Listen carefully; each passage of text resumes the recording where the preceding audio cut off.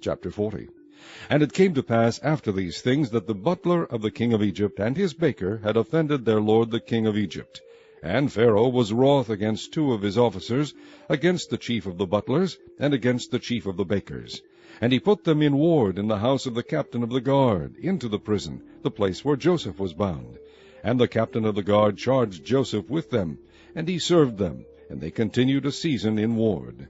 And they dreamed a dream, both of them, each man his dream in one night, each man according to the interpretation of his dream, the butler and the baker of the king of Egypt, which were bound in the prison.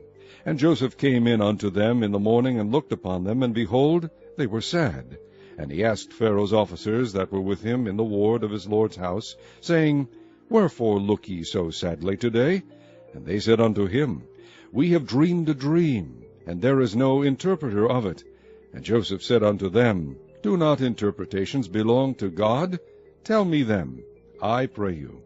And the chief butler told his dream to Joseph, and said to him, In my dream, behold, a vine was before me, and in the vine were 3 branches, and it was as though it budded, and her blossoms shot forth, and the clusters thereof brought forth ripe grapes.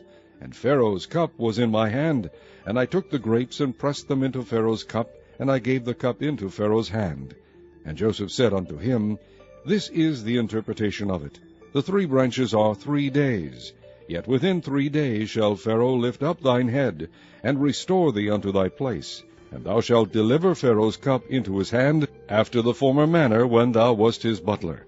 But think on me, when it shall be well with thee, and shew kindness, I pray thee, unto me, and make mention of me unto Pharaoh, and bring me out of this house. For indeed I was stolen away out of the land of the Hebrews, and here also have I done nothing that they should put me into the dungeon. When the chief baker saw that the interpretation was good, he said unto Joseph, I also was in my dream, and behold, I had 3 white baskets on my head, and in the uppermost basket there was of all manner of baked meats for Pharaoh, and the birds did eat them out of the basket upon my head.